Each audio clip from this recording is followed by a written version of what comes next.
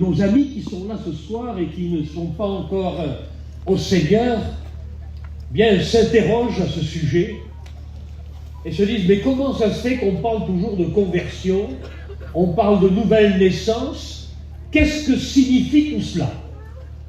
Quel sens ça a? Qu'est-ce que ça peut apporter à ma vie, à mon foyer? La nouvelle naissance. Imaginez-vous un petit peu quel vocabulaire nous, chrétiens, nous employons et qui certainement échappe à celui qui ne connaît pas le Seigneur. C'est comme si nous parlions une langue étrangère pour eux. Et c'est vrai que les expressions de la Bible, comme le mot sanctification, nouvelle naissance, comme éventuellement des mots de transformation, résonnent peut-être mal dans le cœur de celui qui ne connaît pas le langage biblique. Et pourtant, ce sont des mots tout simples que l'on retrouve dans la parole de Dieu. Et pour cela, j'aimerais avec vous lire un texte que l'on trouve dans l'évangile de Jean, un texte que tous les chrétiens connaissent. Évangile de Jean au chapitre 3 et au verset 7. Chapitre 3, verset 7. C'est un dialogue qui se fait entre Jésus et un homme érudit, un instruit, un rabbin, un docteur de la loi, qui se nomme Nicodème. Et voici ce qu'il dit à partir de ce verset 7.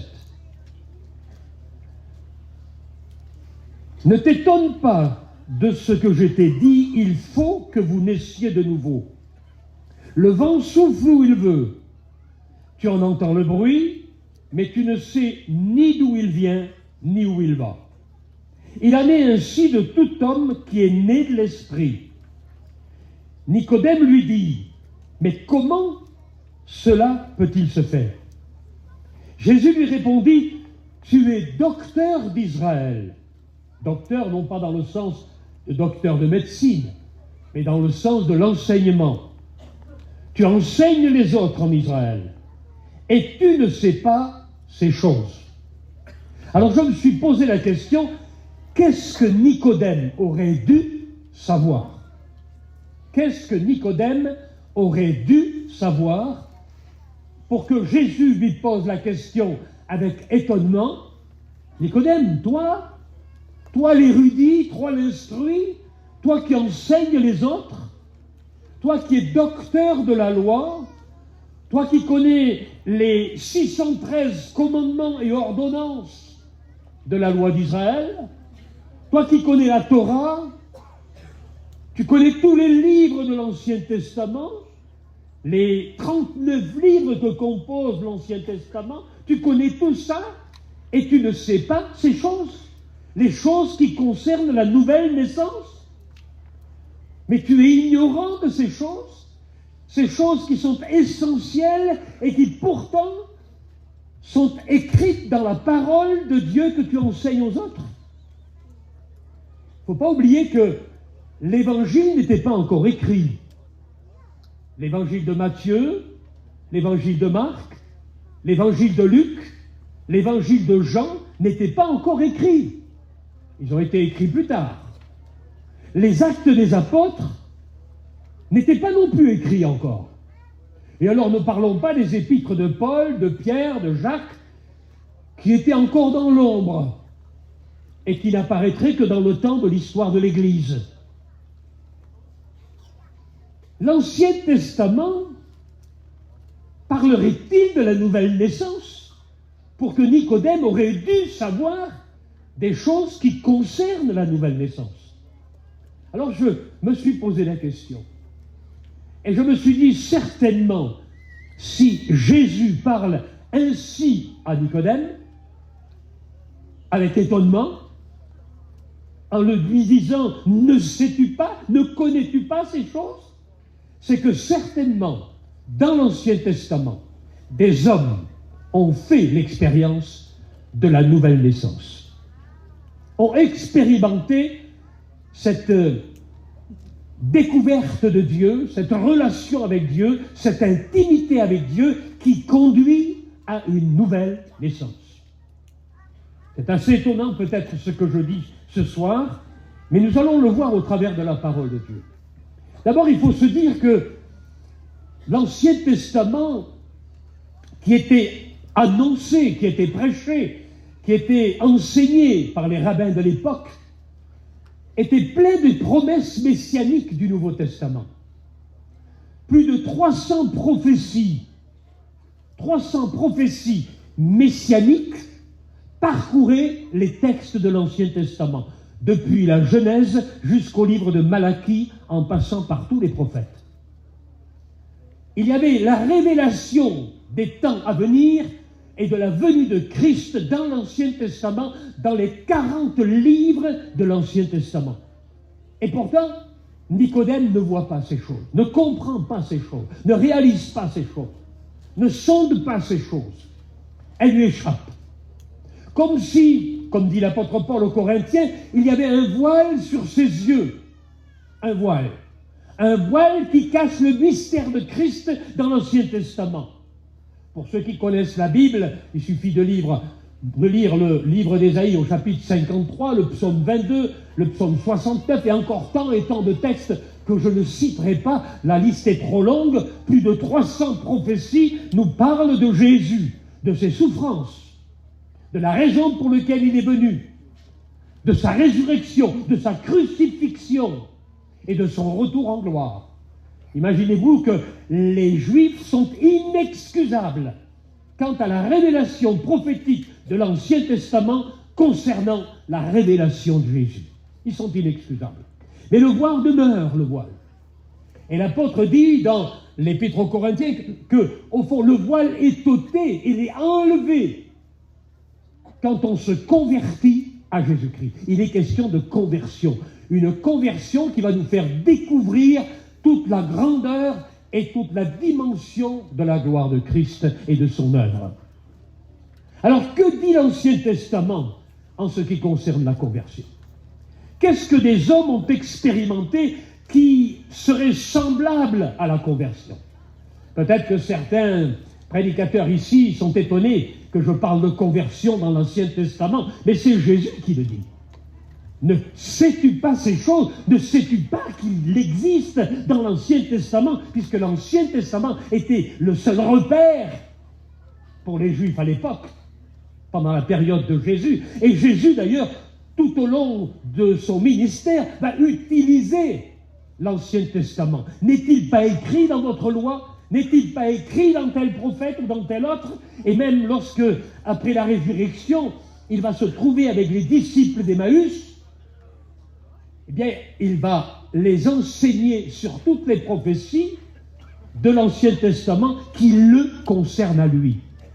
Prenant toutes les Écritures, il leur expliqua les choses qui le concernaient jusqu'à sa résurrection. Et lorsque Jésus va disparaître, alors qu'il est là avec eux et qu'il partage un repas avec le pain et le vin, et qu'il va disparaître à leurs yeux, ils vont dire, ces disciples d'Emmaüs, notre cœur ne nous brûlait-il pas lorsqu'il était en train de nous expliquer tout ce qui concerne le Messie dans l'Ancien Testament? Il y a un lien entre l'Ancien et le Nouveau.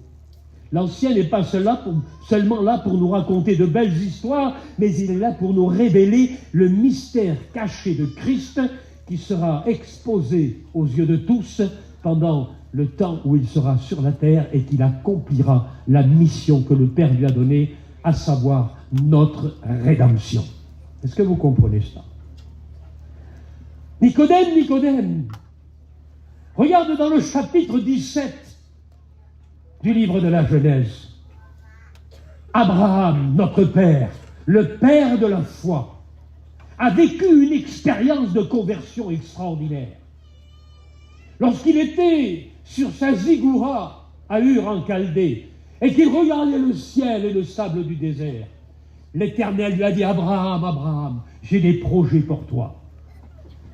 Comme les étoiles du ciel à l'infini que tu ne peux compter et comme le sable du désert, laisse-moi te dire une chose, ainsi sera ta postérité.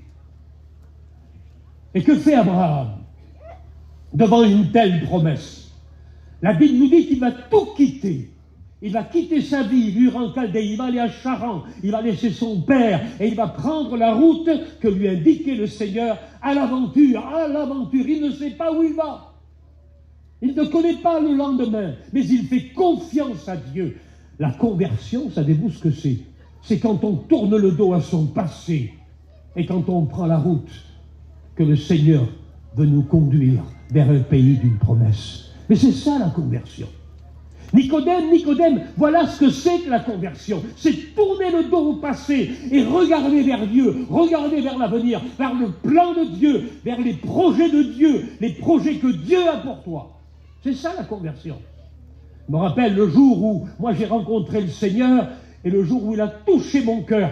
J'ai considéré tout le passé comme du passé pour me tourner vers l'avenir et vers les promesses et les aventures que Dieu allait me faire vivre par sa grâce. Et c'est ça, Nicodème, la conversion. Un homme qui tourne le dos à son passé. Nous avons écouté notre frère Jonathan témoigner tout à l'heure. Il nous parlait de sa vie, il nous parlait de son existence, de ses projets, de ses affaires. Et lorsque son cœur a été touché par la grâce de Dieu, il a tourné le dos à son passé et il s'est engagé dans une aventure extraordinaire. Bien, c'est vrai qu'on ne sait pas toujours où on va, mais laissez-moi vous dire une chose, celui qui nous conduit, ça sera avec certitude, il sera avec nous tous les jours, c'est sa promesse. Et Dieu était avec Abraham. Quelle belle conversion que celle d'Abraham. Quelle vocation! Quel bel exemple de conversion. Un homme qui quitte tout, qui laisse tout, qui tourne le dos à son passé et qui s'ouvre vers une aventure extraordinaire, celle de vivre pour Dieu, celle de vivre pour Jésus-Christ. Nicodème, c'est ça la nouvelle naissance. Alors on peut parler d'un autre homme de la nouvelle naissance, Nicodème. Tu le connais, ça fait partie de nos ancêtres. Jacob. T'as entendu parler de Jacob, Nicodème? Vous le connaissez, Jacob. On le trouve dans le livre de la Genèse, au chapitre 32. Oh, il n'avait pas bonne réputation. Un voleur, un menteur, un tricheur, un usurpateur. Il avait tous les défauts de la terre. Il a trompé son père, sa mère, son frère. Il a trompé tout le monde, jusqu'à son beau-père. Imaginez-vous la réputation qui s'étendait sur lui dans tous les déserts et dans toutes les villes. Un homme à prendre avec des pincettes, ne pas s'en faire son ami. Un homme à problème, à difficulté, infréquentable. Il se trouve seul. Parce que quand on est comme ça, il y a des moments où on se trouve seul. On est seul. Il était là seul ce soir-là. Cette nuit-là, il est là seul. Seul face à lui-même, seul face à ses mensonges, seul face à sa propre vie, seul face à son péché, seul face à sa misère. Il est là seul, il se regarde et il se dit, j'ai tout loupé, j'ai loupé ma famille, j'ai loupé mon père, j'ai loupé mes frères, j'ai tout loupé dans la vie, c'est fini, je n'y arriverai plus, c'est fini. Et là, il se passe quelque chose. La Bible dit qu'un ange vient et il va lutter avec lui, il va lutter toute la nuit avec lui. Mais c'est ça la conversion. C'est lorsque Dieu vient et qu'il commence à lutter dans ton cœur, qu'il travaille ton cœur. T'es peut-être travaillé ce soir, depuis que tu es dans cette retraite spirituelle, depuis que tu es dans cette régionale, tu sens que ton cœur est travaillé. Il y a une lutte, il y a un combat. Tu es en train de te battre avec toi-même, de te battre avec Dieu, avec le Saint-Esprit. Mais c'est ça la conversion. C'est lorsque tu résistes, mais que Dieu te brise, que Dieu te casse. C'est ça. Et à un moment donné, Jacob a été frappé par Dieu, a été brisé par Dieu, parce que tu ne lutteras pas longtemps avec Dieu. S'il te met la main dessus, tu seras celui qui lâchera, tu lâcheras le premier. Est-ce que vous comprenez ce que je veux dire? C'est ça la conversion. C'est lorsque Dieu te touche, c'est lorsque Dieu te change, te transforme, que le cœur de pierre devient un cœur de chair, comme notre sœur a chanté tout à l'heure. Mais c'est ça la conversion. Nicodème, rappelle-toi Jacob le voleur, l'usurpateur. Dieu en a fait un homme nouveau. Mais c'est ça la conversion. Lorsqu'un tricheur, un menteur, un voleur, un usurpateur, un alcoolique, un drogué est touché par Dieu et que Dieu fait de lui un homme nouveau. Mais c'est ça Nicodème, la conversion. Mais c'est ça la nouvelle naissance. Est-ce que vous comprenez? La conversion, c'est une rencontre intime avec Dieu. une rencontre intime avec Dieu. Je me rappellerai toujours ce jour-là. J'avais un copain qui m'avait fait écouter quelques disques de la mission Vie et Lumière. Je ne connaissais rien. J'avais des idées un peu préconçues, des stéréotypes sur les gitans. J'avais peur des gitans, moi. Ces gens-là, c'est des gens bizarres, des voleurs de poules, voleurs d'enfants. C'était les stéréotypes que j'avais. C'était dans les années 60, imaginez-vous un petit peu. Et puis je me disais, c'est des gens-là, il ne faut pas les fréquenter. C'est dangereux. Et puis on m'avait dit, quand j'étais petit, tu sais, fais attention, si t'es pas sage, les gitans vont te prendre. Imaginez-vous un petit peu les manouches. Hein, ils avaient bonne réputation. Et puis, cette musique, j'aimais. Et il m'a dit, tu sais, ce sont des voyageurs qui sont là du côté de Bordeaux. Ils ont fait ces disques-là, et puis ils les donnent, ils les vendent, je ne sais pas ce qu'ils font avec. Et ils me donnent l'adresse. Je suis allé là-bas pour la première fois, j'ai vu des caravanes. Il n'y avait pas d'électricité, ils n'avaient pas l'eau. Ils avaient des lampes à pétrole à l'époque, même pas des lampes à gaz. C'était pas encore l'époque des lampes à gaz, c'était même pas l'époque des petits moteurs. C'était pas une lampe à pétrole. J'arrive là, je n'osais pas frapper à la caravane. Je me disais, qu'est-ce qui va m'arriver? Je ferme ma voiture à clé, et puis je frappe à la porte de la caravane, puis un monsieur ouvre. J'étais un peu effrayé. Je dis, qu'est-ce qui va m'arriver? Ils vont me foutre un coup sur la tête, ils vont me voler ma voiture. Alors il me parle, il me dit, vous désirez quelque chose? Oui, je viens voir si vous auriez éventuellement des disques. C'était les vieux disques de la mission Vie et Lumière. Il y avait Gagard qui chantait, qui jouait, il y avait Python, il y avait tous les vieux musiciens de l'époque. Et puis, il me fait rentrer dans la caravane. Et quand je rentre dans la caravane, il s'assoit devant moi, son épouse était là, les enfants étaient par terre en train de jouer, et il commence à me parler du Seigneur. Alors moi je regardais derrière, je dis ça c'est un coup fourré, là je vais me faire une arnaque, vous allez voir ce qui va m'arriver. Et puis il me parle de son expérience avec Dieu, je me dis mais c'est pas possible, il parle de Dieu mais c'est pas un curé. Moi j'avais l'habitude que les curés, c'était les curés qui parlent de Dieu, c'était pas un gitan dans une caravane, au bout d'un chemin. Pas possible ça n'existe pas. Je dis il y a quelque chose là, il y a quelque chose, tu vas te faire terrable, tu vas te faire avoir. Et puis après il sort un livre. Je savais pas ce que c'était, moi. Il sort un livre, une couverture rouge, je me rappellerai toujours. Et puis il me tend une Bible. J'avais jamais eu de Bible de ma vie, j'avais été au catéchisme quand j'étais petit. Mais moi, la religion, ça m'intéressait plus. Je croyais ni en Dieu, ni en diable. Alors il me dit, je ne sais pas trop bien lire, est-ce que vous pouvez me lire quelque chose dans ce livre? Ben, je dis oui, pourquoi pas. Alors je prends le livre, et puis il y avait un feuillet, il me fait ouvrir la Bible à l'endroit de ce feuillet, et puis je commence à lire des psaumes qui étaient là. Et puis je regardais toujours dans mon dos, je dis, ça c'est un coup d'arnaque ça. Puis après il me dit, est-ce qu'on pourrait prier? Prier dans une caravane, mais on ne prie pas dans une caravane, on prie dans une maison, on prie éventuellement dans une église, mais pas dans une caravane. Alors il me dit, on va prier si vous voulez. Ben, croyez moi qu'il a prié, mais moi je n'ai pas prié. J'avais les yeux ouverts et je regardais derrière, de tous les côtés. Et sa femme était signée à côté de lui avec un petit foulard sur la tête. Puis elle a commencé à prier. Moi je m'attendais à ce qu'il prie Marie, à ce qu'il prie le Notre Père, les prières que j'avais entendues quand j'étais gosse. Il commence à parler avec Dieu. Mais avec qui il parle là? Qu'est-ce qu'il raconte là? Mais avec qui il parle? Il parle comme il parle avec quelqu'un. Je regarde, mais il n'y a personne. Il est complètement fada ce gars-là, il parle tout seul. Et puis sa femme était là aussi, puis après avoir prié, il dit, écoutez, j'ai pas les disques, là vous reviendrez un peu plus tard. Je les attends toujours d'ailleurs, hein, ça fait 60 ans. Hein. Je n'ai toujours pas eu les disques. Hein. Enfin j'ai eu autre chose, merci Seigneur. Et puis il me dit, écoutez, comme je ne sais pas bien lire la Bible, je vous la donne. Alors j'ai pris la Bible, combien je vous dois? Non, je vous la donne. Un gitan qui donne quelque chose?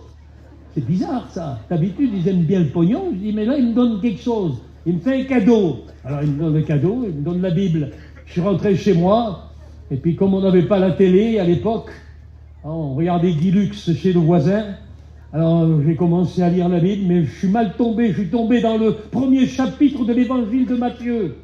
La généalogie de Jésus-Christ. Un tel engendra un tel engendra... Maman, qu'est-ce que c'est que ce bouquin-là? Il n'y a rien à comprendre. J'ai refermé la Bible, et puis j'ai essayé de dormir. Et comme j'arrivais pas à dormir, j'ai repris la Bible et je suis tombé sur l'évangile de Jean. Alors j'ai lu l'évangile de Jean, c'était plus facile. J'ai commencé à lire, il était 9 h du soir, 10 h, 11 h, minuit, 1 h du matin, 2 h, 3 h, 4 h du matin. J'ai senti une présence, je ne savais pas ce que c'était.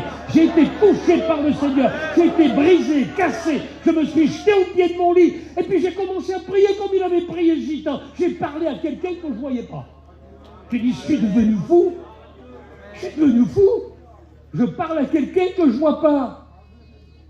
Et puis je priais des choses que je n'avais jamais priées de ma vie. Je parlais, tout simplement. Je parlais à Dieu, je ne sais pas, je ne me rappelle plus ce que je disais, mais je demandais à Dieu de m'ouvrir les yeux, de m'ouvrir mon cœur, je voulais savoir, je voulais connaître. Et le lendemain matin, de bonne heure, je suis reparti dans le campement là-bas. Mais j'avais plus peur. J'avais plus peur. Alors comme il n'y avait pas d'église Vie et Lumière là-bas à l'époque, on se réunissait au bord du feu avec les caravanes. Et comme il n'y avait pas d'église pour faire le culte, la plupart du temps, ils faisaient des réunions dans une arrière-salle de café. La plupart des voyageurs allaient à l'église des Assemblées de Dieu de Bordeaux. Le pasteur avait fait 90 baptêmes de voyageurs à l'époque. Alors moi aussi, j'étais à cette église-là, j'ai écouté la parole de Dieu, j'ai été brisé, touché, baptisé du Saint-Esprit. Et puis le Seigneur m'a appelé à son service. Et après, je me suis fait chourave par la fille. Mais enfin, ça, c'est autre chose. Et gloire à Dieu. C'est ça, la conversion. C'est quand il vous touche. C'est quand il vous touche. Vous le sentez quand c'est lui. Votre cœur brûle. Votre cœur est touché. Votre cœur est martelé par la présence de Dieu, par l'Esprit de Dieu. Et vous ne pouvez pas, vous êtes obligé de lâcher. Vous lâchez prise, comme Jacob a lâché prise. Il a pris un coup dans la hanche. Il était marqué. Mais savez-vous, Dieu lui a dit, tu t'appelleras plus Jacob, tu t'appelleras Israël, celui qui a été béni par l'Éternel. Il a changé son nom. Il a changé son nom. Vous savez que moi je m'appelle René. Et bien en 1967, j'étais en Israël pour la guerre des 6 jours, avec le frère Le Cossec. Et là-bas, il y avait une église messianique. C'était le pasteur Kaufmann et son épouse qui tenaient la première église messianique de Jérusalem. Et nous étions là-bas avec le conseil, nous avons dormi là-bas, nous avons passé à peu près une dizaine de jours avec eux. Et puis, quand on était là-bas, la femme du pasteur, Kaufmann, elle me regarde et dit, comment tu t'appelles? Je m'appelle René. Mais désormais, tu t'appelleras plus René. Ah bon? Comment je m'appelle? Tu t'appelleras Halad Michadash. Ça veut dire quoi? Ça veut dire né de nouveau. Moi, je m'appelle René, né de nouveau. Je suis René. Est-ce que vous comprenez?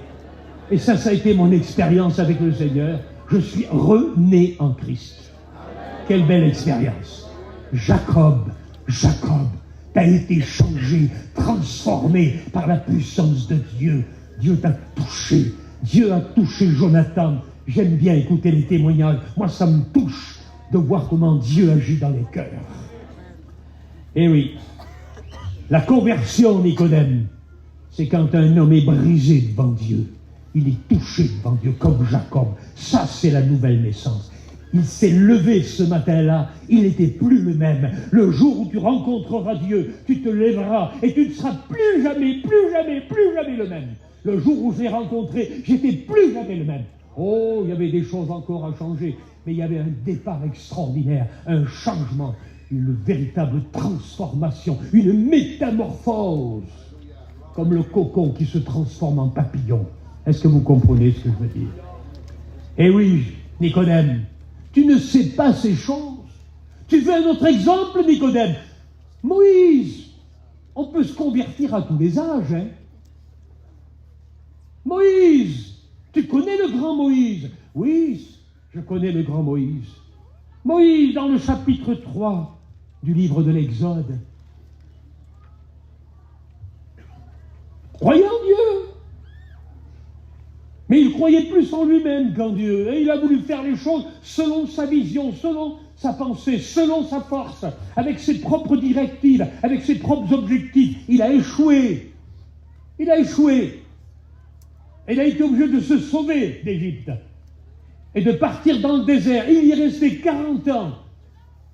À l'âge de 80 ans. À l'âge de 80 ans. On peut se convertir à 80 ans, hein, mon frère? Je ne sais pas s'il y a des hommes de 80 ans ici ce soir, mais tu peux te convertir à 80 ans. Moi, j'en ai 78, ça fait plus de 60 ans que je suis converti. Et laisse-moi te dire une chose, si je devais me convertir aujourd'hui à 78 ans, je le ferais. Je le ferais. 80 ans. Pour lui, la vie est finie. Il n'a plus d'espoir. Il a tout perdu, tout perdu. Ses titres, son honneur, il a tout perdu. Il est cassé, il est brisé. 40 ans dans le désert. Il a une femme, il a des enfants, et bien sûr, il est là. Il a un petit troupeau, c'est même pas le sien, le troupeau, c'est celui de son beau-père. Il a tout perdu. Alors qu'il aurait pu être prince d'Égypte. Imaginez-vous un petit peu. Quelquefois, on rêve de devenir des princes dans ce monde. Comme Jonathan, il rêvait d'être grand dans ce monde, de réussir sa vie. Et puis d'un seul coup, on est cassé par la vie. Ça arrive. On est cassé par la vie. Les problèmes viennent, les difficultés, les contrôles fiscaux. On perd tout. On est cassé, comme Moïse a été cassé. Cassé pendant 40 ans. Il a dû pleurer souvent, regretter son geste, regretter sa vie, en se disant si j'aurais su, si j'aurais su, si j'aurais su. Mais les regrets ne changeront rien. Tu peux regretter toute ta vie, ça ne changera rien. Le seul qui peut changer, c'est Jésus.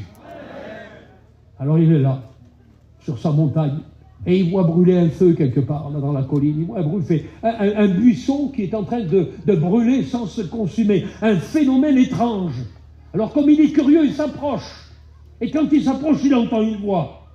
Ne t'approche pas, Moïse, car le lieu où tu te tiens est une terre sainte, un lieu saint. La conversion, Nicodème, tu sais ce que c'est? C'est quand un homme qui a été brisé rencontre le Dieu saint, la sainteté de Dieu. Lorsque le péché, la misère, l'immondice, l'immoralité rencontrent la sainteté de Dieu, c'est ça la conversion. Et de ce jour-là, Moïse n'a plus été le même. Lorsqu'il est descendu, il était rayonnant du feu de Dieu, de la lumière de Dieu. Il venait de découvrir véritablement le Dieu. 40 ans après, il croyait le connaître. Il avait sa religion, il avait sa façon de penser, sa façon et ses opinions sur Dieu. Mais là, il venait de le rencontrer sur la montagne et sa vie a été changée. À 80 ans, n'attendez pas 80 ans pour vous convertir. Donnez-vous à Jésus. Eh oui, la conversion, Nicodème, c'est une rencontre avec un Dieu saint. C'est lorsque le péché, la souillure, la misère, l'immoralité, la drogue rencontrent le lieu saint, le Dieu saint qui est capable de purifier, de changer, de transformer le mal en bien, les ténèbres en lumière. C'est ça, Nicodème, la conversion. Tu vois que dans l'Ancien Testament, des hommes ont expérimenté la conversion. Israël, tout un peuple esclave en Égypte, un peuple esclave en Égypte, dans la misère, pendant 400 ans. T'es pas 400 ans, quand même, t'as pas 400 ans. Alors je pense que tu peux faire une expérience ce soir avec Dieu. Mais Israël, 400 ans d'esclavage, de larmes, de souffrances, de chaînes, de coups, de peine, 400 ans. Et voici que Dieu intervient. Parce que c'est ça la conversion. C'est quand Dieu intervient dans ta vie. Dieu intervient. Il envoie un messager.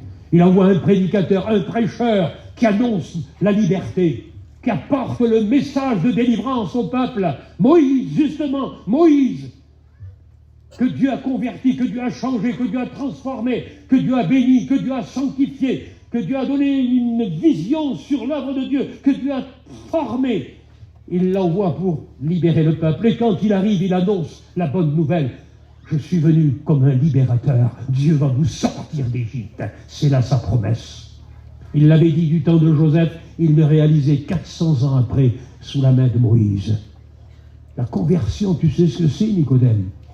C'est quand un homme est dans les chaînes, dans les ténèbres de l'Égypte, du péché, de la misère, et qu'il sort dans la liberté, qu'il est libéré, que ces chaînes tombent. Combien d'hommes, de femmes sont encore dans les chaînes aujourd'hui, les chaînes de l'alcool, de la misère, du péché, de toutes sortes, d'immoralité, et que ces chaînes tombent comme elles sont tombées ce jour-là, alors qu'ils étaient enchaînés en Égypte, et qu'ils sont sortis vainqueurs, et qu'ils ont passé la mer Rouge à sec. Et c'est ça, la conversion. C'est le passage des ténèbres à la lumière. C'est le passage de l'esclavage à la liberté. Nicodème, c'est ça la conversion. C'est ça, lorsqu'un homme quitte son esclavage et qu'il jouit de la liberté en Christ. Si le Fils vous a franchi, si Jésus vous a franchi, c'est ça sa promesse, vous serez réellement libre, dit la parole de Dieu. Est-ce que vous croyez cela? Amen. Mais c'est ça, Nicodème, la conversion. La conversion, c'est passer de l'esclavage à la liberté. Combien d'hommes parmi nous étaient esclaves du péché, esclaves de l'alcool, de la drogue, de la misère, du mensonge, esclaves de la violence, peut-être même de la haine. Et un jour, Dieu les a sortis de cette situation, sortis de leur esclavage, à briser leurs chaînes et à leur faire connaître la liberté en Jésus-Christ. Mais c'est ça, la conversion. On pourrait parler de David. Il a connu une conversion extraordinaire, David. Un petit berger sans problème. Il prenait sa harpe, il chantait des cantiques. Un homme qui était sans histoire, il faisait son petit travail, il gardait ses brebis. Et puis il s'est passé une chose un jour, David. Il a été appelé, et un prophète était là. Et le prophète a versé de l'huile sur sa tête. L'huile d'onction, l'huile de la grâce, l'huile de l'amour de Dieu, l'huile de la bénédiction, l'huile de sa présence, l'huile de son esprit a versé sur la tête de David. Et la Bible dit qu'il n'a plus jamais été le même. Laisse-moi te dire une chose, c'est quand Dieu te visite et qu'il verse sur toi son huile sainte, son huile de grâce, son huile de bénédiction, son huile de rénovation, et qu'il change et transforme ta vie, et qu'à partir de ce jour, tu n'es plus jamais le même. La Bible dit que le jour où il a reçu l'onction, Nicodème, lorsque David a reçu l'onction, à partir de ce jour, David ne fut plus jamais le même. Laisse-moi te dire une chose, il y a une onction ce soir dans cette réunion, une onction spéciale. Le Saint-Esprit est en train d'agir comme une huile qui se répand sur l'auditoire, comme une huile qui se répand sur les cœurs, comme une huile qui se répand sur nos têtes, une onction spéciale, une onction de grâce, une onction d'amour, et que tu sortes de ce chapiteau et que tu ne sois plus jamais le même. Est-ce que tu comprends cela? C'est ça, la conversion, Nicodème. C'est quand tu te lèves un matin et que tu n'es plus le même. Comme la petite sœur qui a témoigné tout à l'heure, elle n'était plus la même, t'es plus le même. Tu te dis, mais c'est pas possible, j'ai changé. Tu te regardes dans la glace, mais tu dis, pourtant je suis toujours pareil. Oui, mais c'est l'intérieur, c'est là-dedans que ça se passe. Une action d'esprit qui fait qu'en définitive, tu ne peux plus jamais être le même. Transformé, changé par la puissance de l'Évangile. Amen. C'est ça, Nicodème, la conversion. Nicodème, on pourrait parler éventuellement aussi d'un homme qui pourtant était très droit, très juste, très religieux. Il était sans défaut, on le remarquait partout. Même Dieu le remarque, cet homme-là. Job, Nicodème, tu connais Job? Oui, je connais Job. Ah ben lui, il n'a même pas besoin de se convertir. Et pourtant, il va vivre une expérience qui est semblable à la conversion. Pourtant, il aime Dieu, il marche avec Dieu. Il a subi des épreuves terribles et il est resté fidèle. Mais s'il avait une expérience qui n'était pas suffisamment, en quelque sorte, profonde dans sa vie, il manquait quelque chose, il lui manquait une dimension dans sa relation avec Dieu. Il lui manquait quelque chose. Et Dieu voulait faire réaliser à cet homme des choses d'une dimension supérieure encore. On peut être religieux, on peut aimer Dieu, on peut avoir éventuellement une certaine notion de Dieu, on peut connaître la Bible, on peut se promener même sur la place avec la Bible sous le bras, mais il y a des choses que Dieu veut nous faire vivre, qui vont apporter un changement dans notre existence. Et c'est ce qui va se passer. L'homme juste et intègre qui pensait connaître Dieu. Dans le chapitre 42, au verset 5, il est dit ceci. Après être passé par le feu, être passé par l'épreuve, être passé par toutes sortes d'expériences. Savez-vous ce qu'il dit, Job? Mon oreille avait entendu parler de toi, mais là, mes yeux t'ont vu. Est-ce que vous comprenez? Parce que la conversion, c'est ça. Ça fait combien de temps que ton oreille entend parler de lui? Par ta femme, par tes enfants, par le pasteur, par les réunions. Combien de temps que ça fait que ton oreille entend parler de lui et tu prends toujours pas de décision? Ça fait combien d'années que tu vas dans les conventions? Ça fait combien d'années que tu suis des groupes? Que tu viens dans des retraites spirituelles? Ça fait combien d'années que tu es spectateur? Que tu entends parler de lui? Ça fait combien d'années? Tu peux faire toute ta vie comme ça, entendre parler de lui. Ça ne se sauvera pas. Ce qui va te sauver, c'est une rencontre intime et personnelle avec lui. Les oreilles avaient entendu parler de toi, mais là, aujourd'hui, mon œil t'a vu. Il a vu ta gloire, il a vu ta puissance, il a vu ta grâce, il a vu Christ dans toute sa grâce et dans tout son amour. Est-ce que vous comprenez cela? Voir les choses de Dieu, c'est mieux que de l'entendre parler. Expérimenter Christ, expérimenter la grâce, c'est ça la conversion. C'est pas seulement entendre parler, c'est vivre Christ dans sa vie. C'est expérimenter Christ dans sa vie, expérimenter un changement, une transformation. C'est ça. Mon oreille avait entendu parler de toi, mais là, mes yeux t'ont vu. J'ai vu Dieu. Je n'ai pas vu Dieu avec mes yeux comme on pourrait voir une personne, mais j'ai vu Dieu à l'œuvre dans ma vie. J'ai vu Dieu à l'œuvre dans des circonstances particulières de ma vie. J'ai vu Dieu agir. J'ai vu Dieu me garder. J'ai vu Dieu me protéger. Je serais peut-être mort aujourd'hui, mais Dieu était là à mes côtés. J'ai vu Dieu à l'œuvre dans ma vie. Je n'ai pas seulement entendu parler de lui, mais je l'ai vu à l'œuvre. Et tous ceux qui ont expérimenté Christ dans leur vie peuvent le dire. Ils ont vu Dieu agir dans leur foyer. Ils ont vu Dieu agir dans leurs enfants. Ils ont vu Dieu agir dans leur famille. Ils ont vu Dieu agir dans l'œuvre de Dieu, par la guérison, par les bénédictions, par les grâces qu'il donne, par l'amour qu'il répand sur nous, par le Saint-Esprit qui agit au milieu de nous. Ils ont vu Dieu. Tu veux voir Dieu? Ne te contente pas d'en entendre parler. Et fais une expérience avec lui. Et il agira dans ta vie. C'est ça, la conversion, Nicodème. Et puis, il y a un texte intéressant que j'ai souligné, que Nicodème aurait dû connaître, méditer et expérimenter. Nicodème, tu devrais lire le chapitre 36 du livre d'Ézéchiel et au verset 26. T'as vu ce que dit Dieu, Nicodème? T'as vu ce qu'il dit, Dieu? Il parle de la nouvelle naissance. Il parle de la conversion. Il dit ceci: je vous donnerai un cœur nouveau. C'est marqué, Nicodème. C'est marqué dans l'Ancien Testament. Je vous donnerai un cœur nouveau et je mettrai en vous un esprit nouveau. C'est ça la conversion. Un cœur nouveau, un esprit nouveau. J'ôterai de votre corps le cœur de pierre. Ah, t'as un cœur de pierre. Parce que le cœur qui n'est pas régénéré, le cœur qui n'est pas renouvelé par la grâce de Dieu, le cœur qui n'est pas converti, il est semblable à un cœur de pierre. Ton cœur est un cœur de pierre. Il est fermé, il est dur. Voici, j'ôterai le cœur de pierre et je vous donnerai un cœur de chair. Je mettrai mon esprit en vous et je ferai en sorte que vous suiviez mes ordonnances et que vous observeriez et pratiquiez mes lois. Et c'est ça la conversion. T'as pas lu ça, Nicodème? Je t'étonne en disant ça. Mais je suis étonné que tu n'as pas lu ça. Tu l'as enseigné aux autres et tu n'as pas lu le chapitre 36 du livre d'Ézéchiel au verset 27. Tu n'as pas lu ça?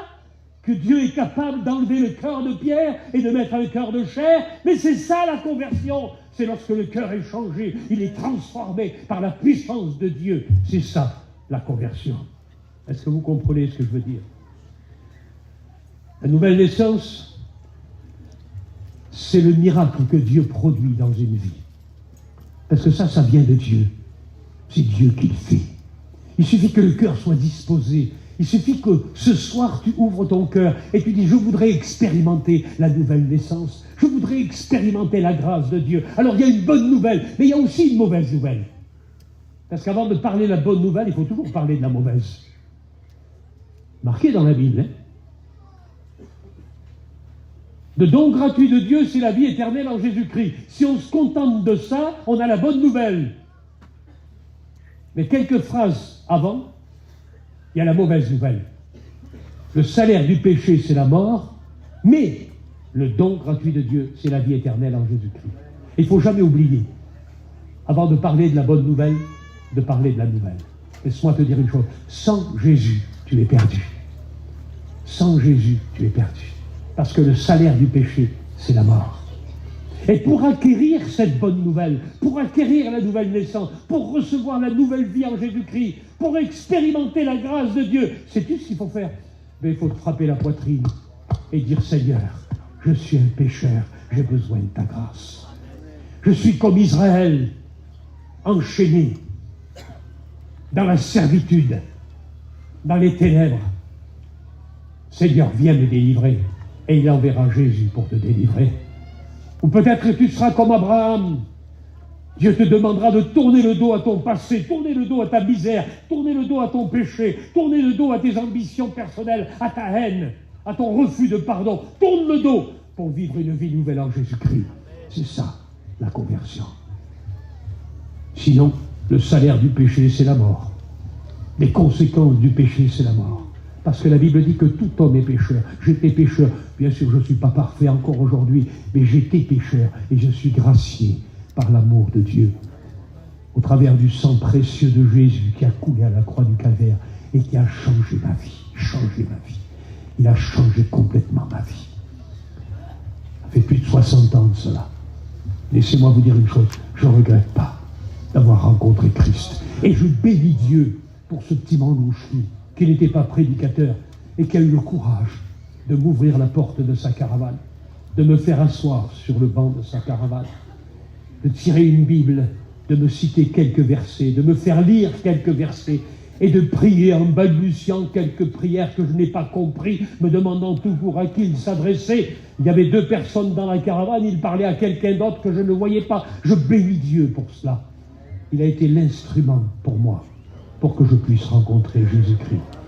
Ce soir, je voudrais être l'instrument qui te fait rencontrer Jésus-Christ. Ne veux-tu pas accepter Jésus comme ton sauveur? Ne veux-tu pas vivre la nouvelle naissance, c'est-à-dire vivre une nouvelle vie, une autre dimension, quelque chose de nouveau, quelque chose qui va transformer ta vie, ton foyer, qui va te donner une espérance, quelque chose qui va te faire vivre le pardon de tes péchés? Tu te dis, mais c'est pas possible, je suis libéré de toutes ces choses. Mais oui, tu peux être libéré ce soir de ta vie de misère, de ton péché, de tes passions, et vivre pleinement en Jésus-Christ la conversion. C'était ça le message que je partageais avec vous ce soir. La conversion. La conversion. Nicodème, Nicodème, si tu ne nais pas de nouveau, tu ne peux pas entrer dans le royaume des cieux. C'est pas ta justice, c'est pas ta connaissance, c'est pas parce que tu es capable d'enseigner les autres que tu entreras dans le royaume des cieux. C'est en se reconnaissant pécheur, misérable, et en acceptant Jésus comme ton sauveur, que les portes du ciel s'ouvriront pour toi. Et Nicodème, il a fait l'expérience de la conversion. La Bible nous dit qu'il est devenu un disciple de Jésus. Et savez-vous ce qu'il a fait tellement qu'il aimait Jésus? Au moment où Jésus a été mis au tombeau, au moment où Jésus a été enterré, mis au tombeau, après la crucifixion, il a pris 40 litres ou kilos d'aloès, de parfum, et il a participé pour embaumer le corps de Jésus, pour le mettre dans la tombe. Il a aimé Jésus. Il a compris que Jésus était le Messie. Il a découvert qu'il fallait qu'il se convertisse, qu'il change de vie et qu'il fasse l'expérience de la nouvelle naissance. Il est devenu disciple de Jésus-Christ. Si Nicodème est devenu disciple de Jésus-Christ, alors je crois que rien ne peut t'empêcher d'être disciple de Jésus ce soir. Si tu veux l'accepter comme ton sauveur, si tu veux lui dire oui ce soir, si tu veux lui dire Seigneur, fais-moi naître de nouveau, je veux savoir, je veux connaître, je veux goûter ces choses. On va prier le Seigneur. On va demander au Seigneur qu'il nous bénisse ensemble ce soir et qu'il nous accorde sa grâce. Pour terminer, je voudrais simplement dire ce que tu dois savoir, Nicodème, ce que tu dois savoir. Comme dit la parole de Dieu dans Jean au chapitre 8, verset 36, Jésus a été de toute éternité. Il est dans l'Ancien Testament comme dans le Nouveau, comme aujourd'hui au milieu de nous ce soir. Il est là, présent. Et il te dit, je suis la parole faite chair. Il est la parole de Dieu. Je suis le Christ, le Fils du Dieu vivant. Je suis le Sauveur du monde. Je suis l'agneau de Dieu. Je suis la porte. et nul ne vient au Père que par moi. Je suis le pain de vie. Je suis la source qui jaillit. Je suis la résurrection et la vie. Je suis l'alpha et l'oméga. Je suis celui qui a écrasé la tête du serpent. Je suis venu et je reviendrai. Je suis l'époux et vous êtes l'épouse. Je suis la tête et vous êtes le corps. Je suis 3 fois saint. Je suis le seul nom qui a été donné aux hommes par lequel nous sommes sauvés. Le nom de Jésus. Jésus. Jésus. Il n'y a qu'un seul nom. C'est celui de Jésus. Nicodème, c'est ça, Jésus. Mon frère, ma sœur, c'est ça, Jésus. Est-ce que tu veux l'accepter comme ton sauveur ce soir? Et vivre l'expérience de la nouvelle naissance. Seigneur, merci pour ta grâce. Merci pour ta bonté, ton amour et ta miséricorde.